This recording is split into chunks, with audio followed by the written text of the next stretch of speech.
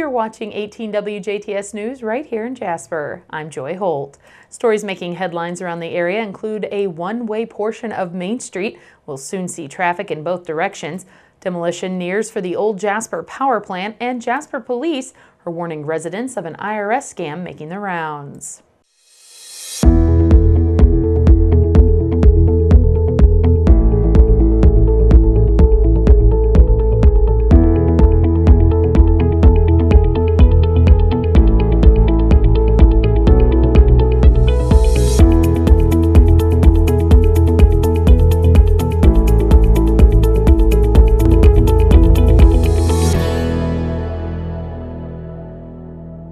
In our first story, a change in the flow of traffic will soon be coming to Main Street in between 7th and 9th Streets in Jasper. The Jasper City Council introduced and passed an ordinance Wednesday night that will change Main Street between 7th and 9th Streets from a one-way to a two-way street.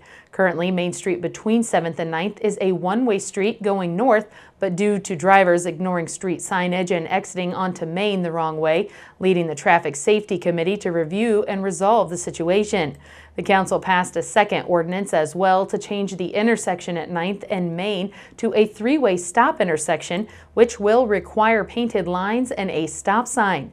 The effective dates of both ordinances are tied to when the street department will make certain adjustments with parking and signage. The end could finally be near for the vacant Jasper power plant as the city is accepting bids for demolition that will be heard in an April meeting. Built in the late 1960s, the plant provided power and continued to operate into the early 2000s when it finally quit generating power in 2008, only being fired back up once in 2013 as officials tested the plant's smokestacks. Originally, the plant was built to provide power to Jasper, but a short time later, the city had grown beyond the plant's demand, leaving city officials to use the plant as a base and purchase additional power from an outside source. Now the plant, located along East 15th Street near the Patoka River Bridge on the city's far east side, sits vacant, and while ideas have come and gone on what could be done with the building, the general conversation continues to turn to demolition. Bud Hauersberger, general manager with the City of Jasper Utilities, says everything from demolition to converting the plant to a biomass burning an environmentally friendly crop have been discussed. 2010 and 2012, we looked at a proposal to convert the plant to biomass, burning a kind of environmental friendly crop called miscanthus grass, and it would have been good for farmers to kind of have a crop that would grow on reclaimed coal mine land or well, anyway, it turned out that the project, due to the price of electricity not looking like it was going to increase like everybody thought it would, price of natural gas kind of kept the price of electricity down. And so the economics just didn't work out for that project, so we had to abandon that. Then a couple years ago, we looked at demolition of the plant or reuse of it, and we send out requests for proposals with kind of both those options. If somebody had an idea to reuse it, then we'd look at that, or we looked at demolition. And we received about 7 proposals for demolition only. And turns out I picked a terrible time to do that because the price of scrap steel was kind of at its low at the time, so the prices weren't where we wanted them to be. So we just rejected all those proposals, and we had Purdue look at a study, and they told us that at a certain price of scrap steel would probably have be a break-even point. So now that the price is above that, actually, we're hoping that we'll get some more favorable bids. Hauersberger said the option for the plant to be repurposed is not quite out of the question. Somebody else would like to take the building over and repurpose it.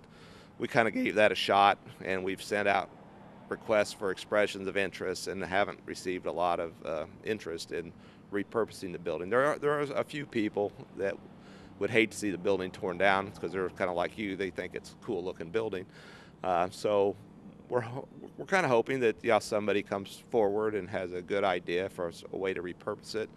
But it will be compared to the scrap value. Right now that seems to be pretty high. So we're going to, when we get these quotes, we're going to look at, okay, if the guy wants to buy it, how much are they willing to offer compared to how much is salvage value, and we'll just have to juggle those and see which makes the most sense.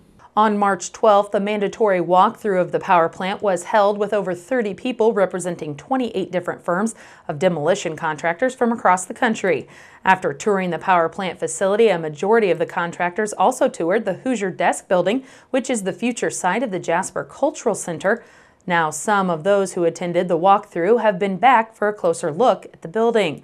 Hauersberger says there has been discussion that if the same firm could deconstruct both buildings, it could potentially save money for the city. But we're also kind of teamed up with the library and the Hoosier Desk building, and we've asked the contractors if we give you both projects, what kind of efficiencies and reductions in cost could we see if you had both projects as opposed to one or the other.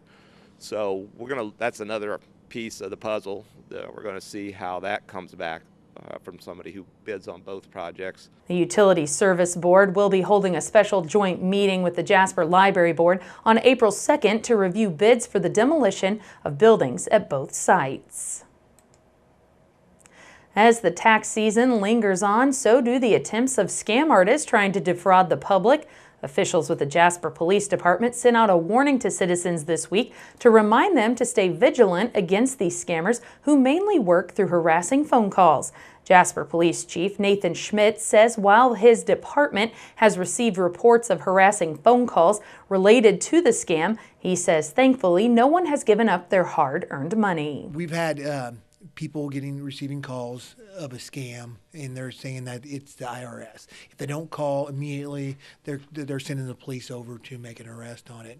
And we've had a lot of phone calls. We're not aware of anybody actually sending them money or anything like that at this time, but we're always worried about it because obviously they get quite aggressive in the phone calls, and we don't want somebody to feel threatened or to where they feel like they're going to give out their credit card or some kind of banking information. Chief Schmidt says that the call received from one of these scammers usually includes a threat that if the person does not pay them, the police will be on their way to their house to arrest them.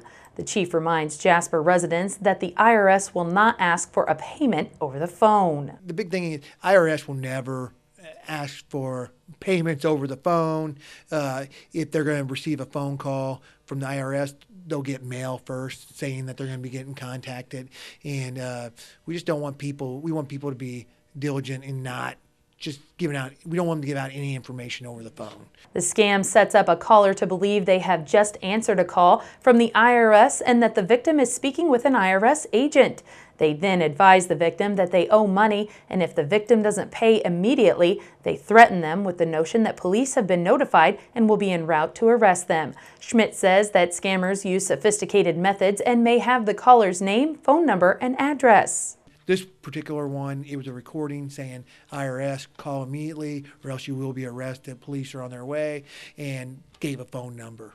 And they're quite sophisticated because they can know like the person they're calling, their phone number, their address, things like that. So don't fall for, if they know some of your information, don't fall for thinking that it is the IRS. Police also pointed out that they can spoof or change the phone number that the call is coming in on and make it look like the number is coming from the IRS.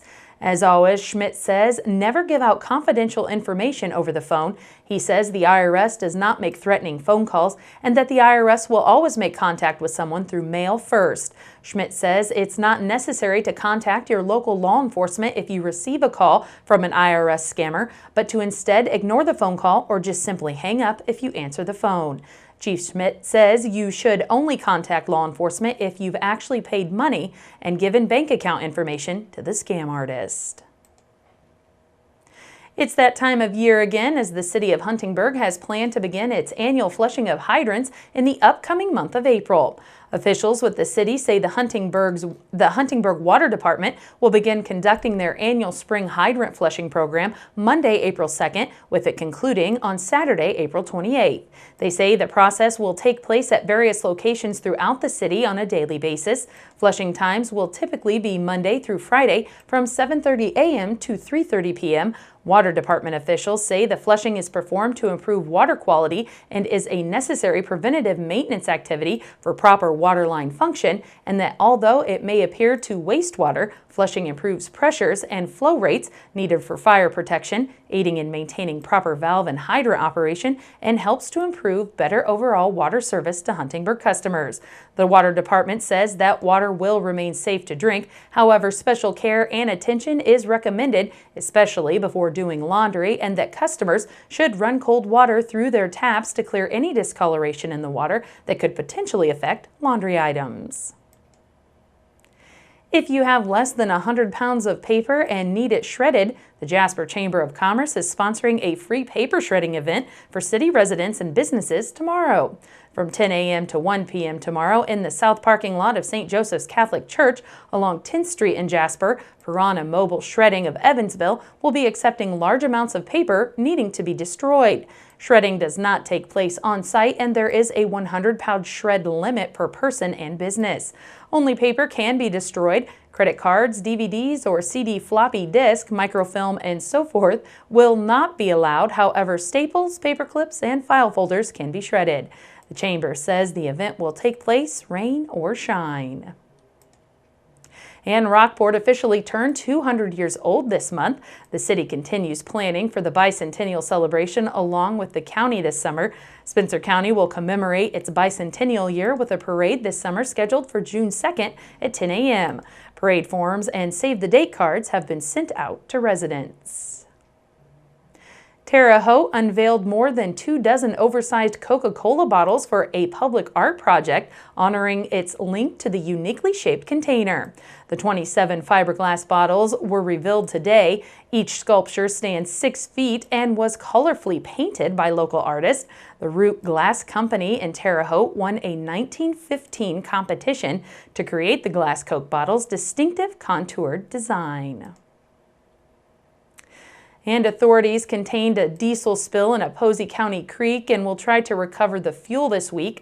Around 42,000 gallons of fuel spilled into Big Creek in Posey County before the leak from a Marathon Petroleum Corporation pipeline was detected Tuesday evening. The pipeline was immediately shut off. Workers deployed 2 booms that contained the spill before it reached the Wabash River. Efforts are focused on recovering as much of the fuel as possible. Over half of the diesel will be skimmed, while the remainder evaporates or is absorbed in the booms. U.S. EPA officials say they believe the spill will have little impact on wildlife. That's been a look at local news. Stay tuned. Up next is your weather forecast.